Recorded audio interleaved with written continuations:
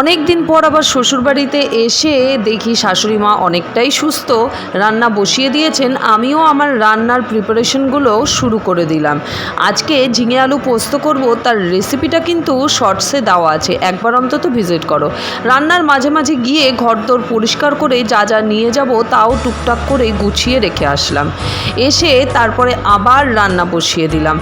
আজকে গরম গরম পটল ভাজা, ঝিঙে আলু পোস্ত, ডাল। তোমরা বলো, দেখে লোভ লাগছে না ঝিঙে আলু পোস্ত? আজকে হলুদ ছাড়া করেছি। স্নান ধান করে খাওয়া দাওয়া করে দুটিতে মিলে বেরিয়ে পড়লাম যে যার কাজের উদ্দেশ্যে। এই সবুজের মাঝখান দিয়ে রাস্তাটা দেখেও শান্তি, আবার আমরা যাওয়ার সময়ও কিন্তু বেশ শান্তি পাই। শুধু ভাবো, কলেজে গেলে পড়ানোই কাজ না, আরও অনেক রকম অফিসিয়াল কাজ থাকে। সেগুলো কমপ্লিট করে শ্বশুরবাড়ি ঢুকতেই সন্তুবাবু নিয়ে চলে আসলো টিফিন। এবার কিন্তু ঘুরতে যাওয়ার পালা। সাবস্ক্রাইব।